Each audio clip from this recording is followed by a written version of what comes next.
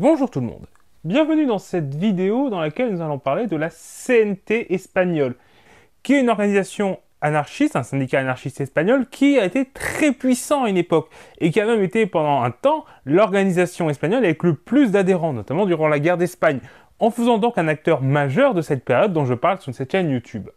Il faut savoir que l'Espagne est un pays où l'anarchisme était assez puissant, puisque la section espagnole de l'AIT, Association internationale des travailleurs, était dominée par les courants anti-autoritaires. Puisqu'il faut savoir qu'au niveau international, cette organisation était divisée entre les anti-autoritaires et ceux qu'on qualifie de plus autoritaires, les marxistes. Donc il y avait l'affrontement notamment Karl Marx, Bakounine. Et donc en Espagne, c'est plutôt les anti-autoritaires qui dominaient, et donc ils vont être à l'origine du mouvement anarchiste, qui est donc historiquement bien implanté en Espagne. On y trouvait donc plusieurs organisations ouvrières libertaires, notamment en Catalogne. Celles-ci vont ensuite se réunir en 1910 pour former du coup la CNT. Cependant, dès 1911, l'organisation est interdite suite à une grève générale et va le rester jusqu'en 1914. Elle a alors de mauvaises relations avec l'UGT, qui est l'autre principal syndicat du pays, mais elles vont s'améliorer notamment en 1916, lorsque les deux organisations vont réfléchir et préparer une grève générale en commun. Il y aura également des projets de fusion des deux syndicats qui vont être discutés, mais sans aboutir.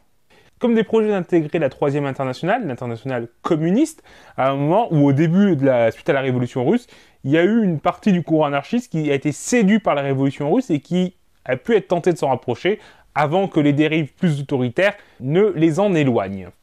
C'est après la Première Guerre mondiale qu'elle va devenir un mouvement de masse avec 800 000 adhérents en 1919. Elle est alors particulièrement implantée en Catalogne, ainsi qu'à Valence, ainsi qu'en Andalousie, et elle se développe en Aragon.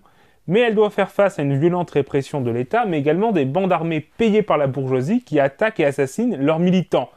Et donc ça, c'était les pistoleros, qui est donc les milices sous patronales. Et en réaction, la CNT va mettre en place sa propre organisation armée afin de pouvoir se défendre, les Solidarios. Elle va être de nouveau interdite en 1923, suite à l'instauration de la dictature de Primo de Rivera, que le syndicat a refusé, s'opposer à cette dictature. Donc on parle un peu de cette dictature dans la vidéo sur les origines de la guerre d'Espagne, donc je vous invite à aller la voir. En 1927, plusieurs militants de la CNT vont fonder la Fédération anarchiste ibérique, organisation politique et donc non syndicale, et qui doit lutter contre ce qui est considéré comme une déviation réformiste de la CNT, qui se met à défendre des revendications plutôt immédiates, donc des réformes, plutôt qu'une abolition complètement de l'État et du capitalisme. La faille est donc plus radicale que la CNT, qui est anarcho-syndicaliste et possibiliste. En 1931, elle fait partie des organisations qui ont contribué à la chute de la monarchie. Et la Seconde République lui permet de redevenir légale et de regagner en influence. Ainsi, au moment de la proclamation de la Seconde République, elle comptait quand même 530 000 adhérents. On voit qu'elle en a perdu depuis l'après-Première Guerre mondiale suite à son interdiction, mais elle va rapidement retrouver les 800 000 adhérents et donc retrouver sa force d'antan. Cependant, pour elle, ce régime n'est pas non plus acceptable, puisque pour elle, la République reste un système d'ordre avec un État autoritaire. Donc elle dénonce ça. Et elle considère alors que la situation est révolutionnaire, et que c'est donc l'occasion de lancer une révolution pour mettre en place le communisme libertaire. La CNT va donc lancer plusieurs insurrections à travers le pays en espérant que le peuple va les rallier en masse. Et si le syndicat gagne en effet en influence, il n'obtient pas un appui majoritaire.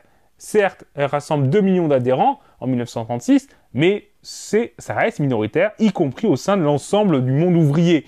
C'est le premier syndicat, mais il n'est pas majoritaire. Elle appelle également à boycotter les élections. En effet, en tant qu'anarchiste, la participation des élections et avoir des élus, ça ne lui paraît inutile. Quelle que soit la personne au gouvernement, pour elle, ça ne change rien en théorie. Donc, cela va faciliter la victoire de la droite. Il y a des centaines de milliers de voix de gauche qui ne votent pas. Et donc, au législatif de 1933, la droite l'emporte, mais en 1936, elle change de ligne. Et si elle n'appelle pas à voter, elle n'appelle pas à boycotter les élections, et donc une partie de ses partisans vont voter pour les partis du Front populaire, et notamment sur leur promesse de libérer les prisonniers politiques. Ainsi, en juillet 1936, au moment du coup d'État nationaliste, elle est une des plus puissantes organisations du pays, et elle va immédiatement se soulever contre la tentative de renversement de la République, et va jouer un rôle central dans l'échec du putsch nationaliste, notamment à Barcelone, où les militants anarchistes vont venir à bout des putschistes. La CNT et la faille vont alors former des milices pour combattre les nationalistes, des milices ouvrières rassemblant 50 000 hommes. Cela pose quand même une question, celle de la discipline. C'est indispensable dans une situation de guerre, mais ça rentre en conflit avec l'idéologie anarchiste. Cela va donc poser des problèmes d'organisation, et les responsables de la CNT vont devoir réfléchir à quelle forme d'organisation mettre en place pour organiser leurs milices. Et donc là, ils vont réfléchir au principe de l'autodiscipline. Les miliciens doivent obéir à leurs commandants, mais ceux-ci sont élus et peuvent être destitués. Ils n'ont de plus pas une meilleure solde et n'ont pas un rôle supérieur en tant que tel. On ne leur doit pas obéissance parce qu'ils sont commandants, mais parce qu'ils ont été choisis pour leurs compétences. Et donc, c'est uniquement ce rôle-là et pas une personne qui est supérieure. Vous voyez un peu la différence entre la hiérarchie militaire et cette forme-là d'organisation. Ils vont ainsi s'opposer à la militarisation des milices qui remet en place la discipline, le retour de l'inégalité des soldes, le contrôle des officiers, la fin de l'armement du peuple, etc. Dans le même temps, ces organisations vont tenter d'appliquer leur projet de société dans les zones de l'Espagne qu'elles contrôlent. Et du coup, c'est quoi ce projet?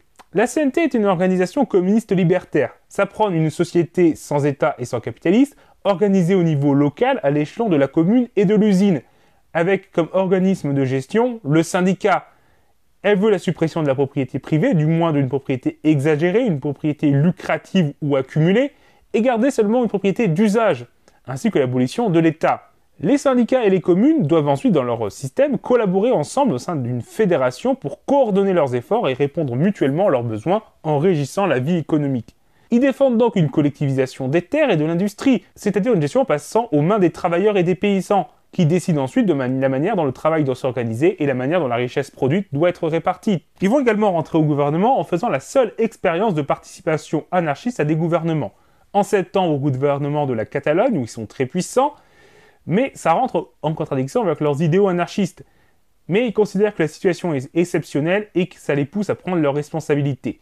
Dans le même temps, Caballero, socialiste dirigeant le gouvernement espagnol, va également chercher à les faire rentrer pour unifier l'ensemble du mouvement républicain face aux nationalistes, au risque certes d'attirer une inquiétude au niveau international, mais il considère qu'afficher l'unité c'est mieux, et en plus, il veut affaiblir l'instabilité que peuvent provoquer les anarchistes en forçant à assumer la responsabilité du gouvernement à ses côtés, et les pousser à calmer leurs troupes. Ainsi, en septembre, il leur propose un poste de ministre, mais cette offre peu généreuse est repoussée, mais la CNT accepte quand même le principe d'une participation au gouvernement et des négociations ont lieu. Notamment autour de Horacio Prieto, dirigeant de la CNT, qui est favorable à une participation du gouvernement. Il va ainsi œuvrer à la faire accepter et les négociations vont se poursuivre avec Caballero. Avec un certain nombre de difficultés, puisque comme en effet, les anarchistes quand même voient l'État comme un instrument d'oppression du prolétariat. Qu'ils soient entre les mains de la droite, de la gauche ou d'organisations ouvrières, pour eux, en théorie, ça reste un État autoritaire, même dirigé par des anarchistes. De plus, leurs relations avec l'UGT et Caballero sont historiquement mauvaises. Cependant, le 18 octobre, Horacio Prieto réussit à convaincre une assemblée plénière de la CNT que la situation exceptionnelle force le syndicat à prendre ses responsabilités et il va donc obtenir l'autorisation de poursuivre les négociations.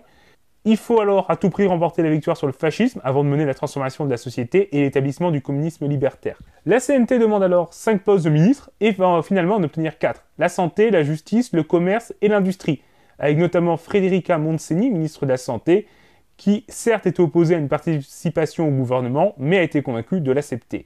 Ça va provoquer des remous au sein du mouvement anarchiste, mais également parmi les républicains modérés. Le président Azana a dû être contraint de signer par une menace de démission de Caballero. De son côté, le journal de la CNT va affirmer que les événements avaient fait changer la nature du gouvernement, qui n'était plus un instrument de domination, cherchant ainsi à justifier ce revirement. Les anarchistes aussi avaient espoir d'empêcher une mainmise des communistes autoritaires, donc affiliés à l'URSS, sur du coup l'État, et obtenir également la légalisation de certaines mesures révolutionnaires, notamment leur collectivisation de terres et d'usines. Cependant, leur influence allait décliner, notamment après les événements de mai en Catalogne. Ils vont quitter un temps le gouvernement suite à la chute de Caballero, et lorsqu'ils vont faire le retour, ils n'ont plus qu'un seul ministre. Leur influence décline, notamment car les milices et les comités révolutionnaires vont être progressivement dissous. La CNT va ensuite être divisée entre partisans de la poursuite de la collaboration avec le gouvernement et ceux dénonçant la répression dont les anarchistes sont victimes. L'autre question qui va se poser à la CNT durant cette période va être celle de la prise du pouvoir, notamment en Catalogne où ils sont très puissants. Ils y sont la principale force révolutionnaire du pays et de la région. Ils disposent des milices les plus nombreuses. Et dans les faits, ils sont les maîtres de Barcelone. Ils auraient pu tenter de prendre le pouvoir, mais cela nécessitait d'imposer leur doctrine à tous ceux qui étaient opposés. Or, même au sein du prolétariat, beaucoup n'étaient pas partisans de l'anarchisme. Ils auraient donc dû imposer par la force, imposer une dictature anarchiste en contradiction totale avec leurs valeurs. et qui de plus aurait été écrasée par les puissances internationales, même en cas de victoire sur Franco. Cette option a donc été abandonnée. Après la guerre, la CNT va être interdite en Espagne, mais elle va se reconstituer clandestinement en France durant l'occupation à l'initiative d'exilés qui vont s'engager également dans la résistance, notamment dans la frontière entre la Corrèze et le Cantal au niveau du barrage de l'Aigle, mais ça nous en parlerons dans une future vidéo. Bref, c'est terminé, j'espère que ça vous a intéressé et que vous avez appris des choses. Si c'est le cas, n'hésitez pas à partager cette vidéo et à l'aimer.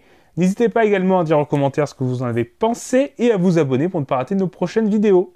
Au revoir tout le monde!